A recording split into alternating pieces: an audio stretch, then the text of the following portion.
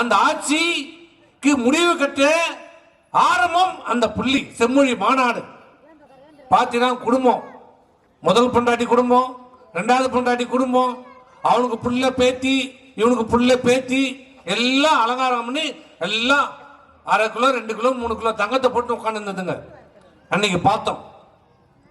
அதே போன்ற ஒரு காட்சியை நேற்று எல்லாரும் சேலம் இளைஞரணி மாநாடு, அது இளைஞரணி மாநாடு, குஸ்கா மாநாடு, எல்லாம் பிரியாணிக்கு சிக்கன் 1/4 பீஸ் கலையறான். குஸ்கா மாநாடு.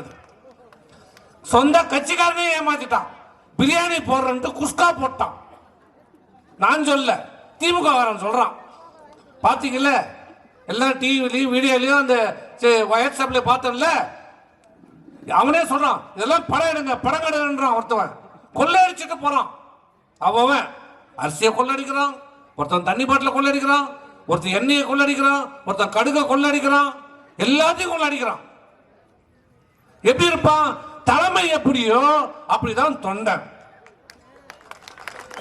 தலைமை எவ்வளியோ நீ கொள்ளடிச்சு வச்ச கட்சிக்காரனுக்கு ஒரு பைசா காட்டல. இந்த கிட்டத்தட்ட 3 ஆண்டு காலம் இந்த திமுக ஆட்சி நடைபெறுகிறது. இந்த கட்சி 10 ஆண்டு காலம் ஆட்சியில் இல்லை. இந்த 10 ஆண்டு காலத்தில் ஆட்சியில் இல்லை என்றாலும் அந்த திமுக இருக்கிற தொண்டர்கள் வேர்வை சிந்தி ரத்தத்தை சிந்தி இவனை ஆட்சியில் அமர வச்சா யாரா சம்பாதிக்கிறான்? ஒரே குடும்பம், ஒரே குடும்பம்.